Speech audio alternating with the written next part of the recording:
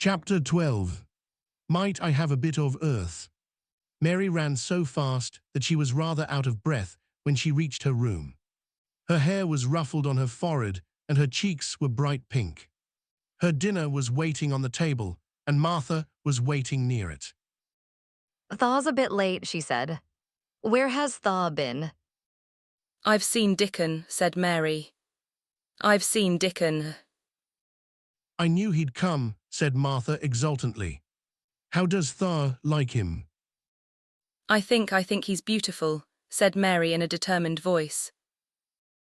Martha looked rather taken aback, but she looked pleased too. "Well," she said, "he's best lad as ever was born, but us never thought he was handsome. His nose turns up too much." "I like it to turn up," said Mary. "And his eyes is so round," said Martha, a trifle doubtful. "Though they're a nice color." "I like them round," said Mary. "And they are exactly the colour of the sky over the moor."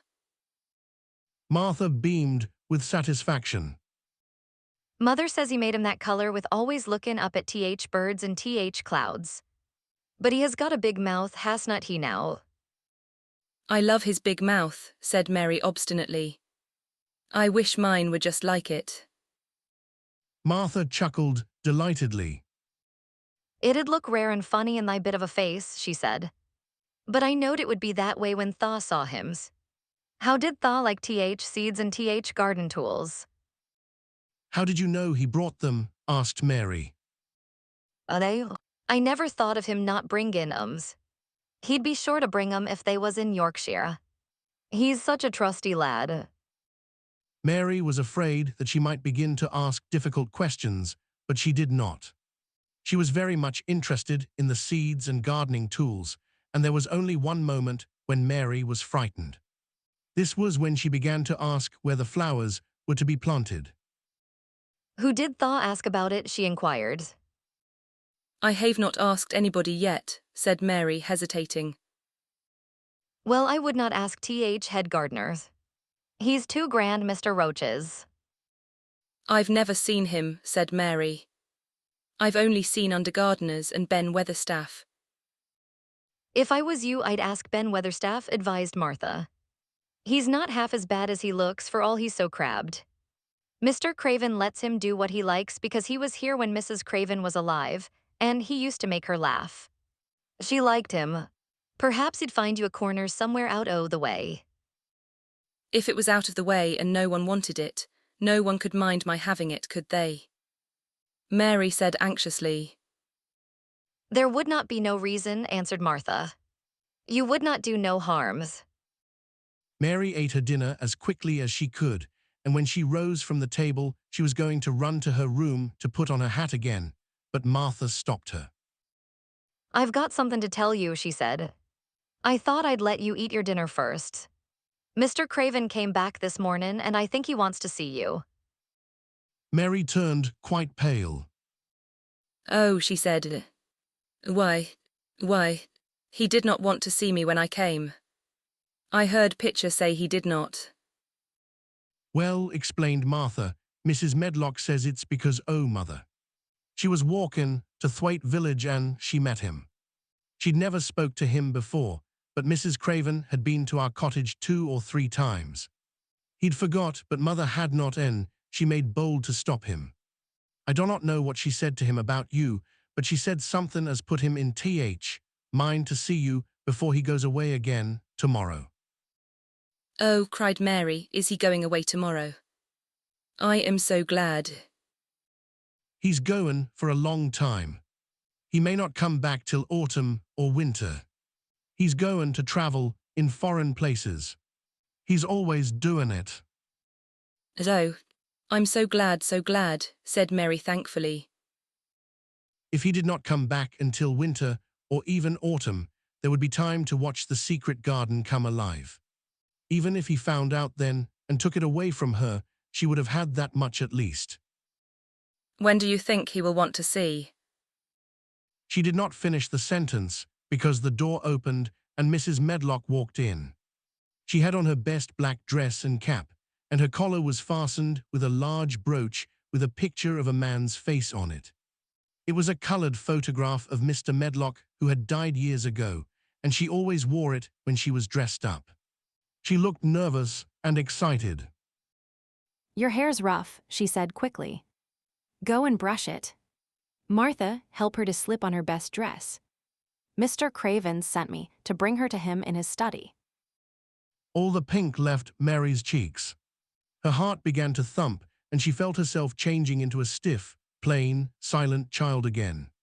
She did not even answer Mrs. Medlock, but turned and walked into her bedroom, followed by Martha. She said nothing while her dress was changed and her hair brushed, and after she was quite tidy, she followed Mrs. Medlock down the corridors in silence. What was there for her to say? She was obliged to go and see Mr. Craven, and he would not like her, and she would not like him. She knew what he would think of her. She was taken to a part of the house she had not been into before. At last Mrs. Medlock knocked at a door, and when someone said, "Come in," they entered the room together.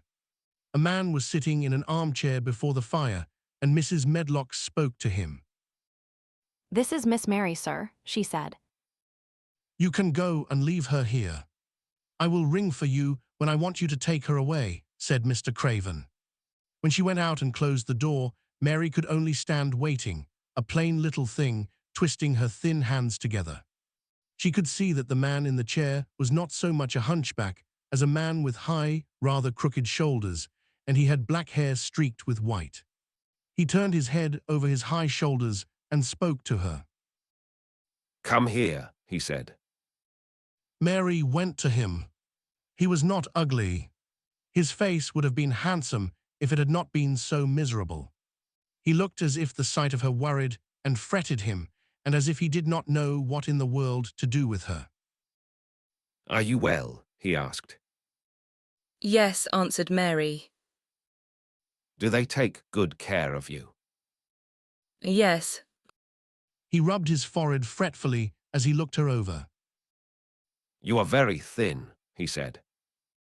I am getting fatter, Mary answered in what she knew was her stiffest way. What an unhappy face he had.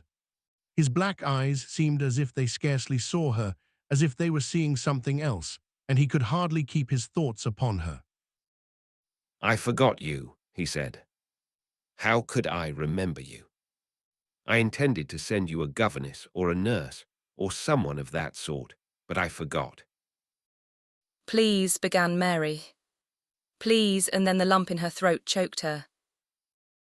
What do you want to say? He inquired. I am too big for a nurse, said Mary. And please do not make me have a governess yet. He rubbed his forehead again and stared at her. That was what the Sowerby woman said, he muttered absent-mindedly. Then Mary gathered a scrap of courage. Is she Martha's mother? She stammered. Yes, I think so, he replied. She knows about children, said Mary. She has 12. She knows. He seemed to rouse himself. What do you want to do? I want to play out of doors, Mary answered, hoping that her voice did not tremble. I never liked it in India. It makes me hungry here, and I am getting fatter. He was watching her. Mrs. Sowerby said it would do you good. Perhaps it will, he said. She thought you had better get stronger before you had a governess. It makes me feel strong when I play and the wind comes over the moor, argued Mary. Where do you play? He asked next. Everywhere, gasped Mary. Martha's mother sent me a skipping rope. I skip and run, and I look about to see if things are beginning to stick up out of the earth. I do not do any harms. Do not look so frightened, he said in a worried voice. You could not do any harm, a child like you. You may do what you like. Mary put her hand up to her throat because she was afraid he might see the excited lump, which she felt jump into it. She came a step nearer to him. May I, she said tremulously. Her anxious little face seemed to worry him more than ever. Do not look so frightened, he exclaimed. Of course you may. I am your guardian, though I am a poor one for any child. I cannot give you time or attention. I am too ill and wretched and distracted, but I wish you to be happy and comfortable. I do not know anything about children, but Mrs. Medlock is to see that you have all you need. I sent for you today because Mrs. Sowerby said I ought to see you. Her daughter had talked about you. She thought you needed fresh air and freedom and running about. She knows all about children, Mary said again in spite of herself. She ought to, said Mr. Craven. I thought her rather bold to stop me on the moor, but she said Mrs. Craven had been kind to her. It seemed hard for him to speak his dead wife's name. She is a respectable woman. Now I have seen you, I think she said sensible things. Play out of doors as much as you like. It's a big place, and you may go where you like and amuse yourself as you like. Is there anything you want? As if a sudden thought had struck him. Do you want toys, books, dolls? Might I, quavered Mary, might I have a bit of earth? In her eagerness, she did not realize how queer the words would sound and that they were not the ones she had meant to say. Mr. Craven looked quite startled. Earth, he repeated. What do you mean? To plant seeds in to make things grow, to see them come alive, Mary faltered. He gazed at her a moment and then passed his hand quickly over his eyes. Do you care about gardens so much? He said slowly. I did not know about them in India, said Mary. I was always ill and tired, and it was too hot. I sometimes made little beds in the sand and stuck flowers in them. But here it is different. Mr. Craven got up and began to walk slowly across the room. A bit of earth, he said to himself, and Mary thought that somehow she must have reminded him of something. When he stopped and spoke to her, his dark eyes looked almost soft and kind. You can have as much earth as you want, he said. You remind me of someone else who loved the earth and things that grow. When you see a bit of earth you want, With something like a smile, take it, child, and make it come alive. May I take it from anywhere if it's not wanted? Anywhere, he answered. There. You must go now. I am tired. he touched the bell to call Mrs. Medlock. Goodbye. I shall be away all summer. Mrs. Medlock came so quickly that Mary thought she must have been waiting in the corridor. Mrs. Medlock, Mr. Craven said to her, now I have seen the child, I understand what Mrs. Sowerby meant. She must be less delicate before she begins lessons. Give her simple, healthy food. Let her run wild in the garden. Do not look after her too much. She needs liberty and fresh air and romping about. Mrs. Sowerby is to come and see her now and then, and she may sometimes go to the cottage. Mrs. Medlock looked pleased. She was relieved to hear that she need not look after Mary too much. She had felt her a tiresome charge and had indeed seen as little of her as she dared. In addition to this, she was fond of Martha's mother. Thank you, sir, she said. Susan Sowerby and me went to school together, and she's as sensible and good-hearted a woman as you'd find in a day's walk. I never had any children myself, and she's had 12, and there never was healthier or better ones. Miss Mary can get no harm from them. I'd always take Susan Sowerby's advice about children myself. She's what you might call healthy-minded, if you understand me. I understand, Mr. Craven answered. Take Miss Mary away now and send Pitcher to me.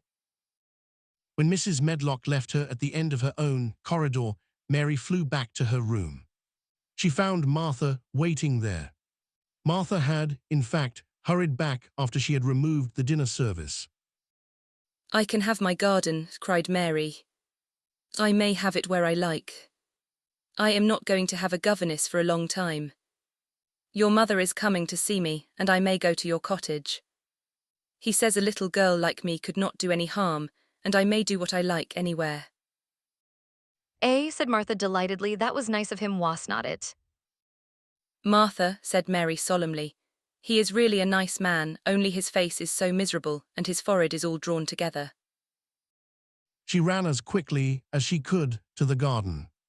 She had been away so much longer than she had thought she should, and she knew Dickon would have to set out early on his 5-mile walk. When she slipped through the door under the ivy, she saw he was not working where she had left him. The gardening tools were laid together under a tree. She ran to them, looking all round the place, but there was no Dickon to be seen. He had gone away, and the secret garden was empty, except for the robin who had just flown across the wall and sat on a standard rosebush watching her. He's gone, she said woefully. Oh, was he only a wood fairy? Something white fastened to the standard rosebush caught her eye.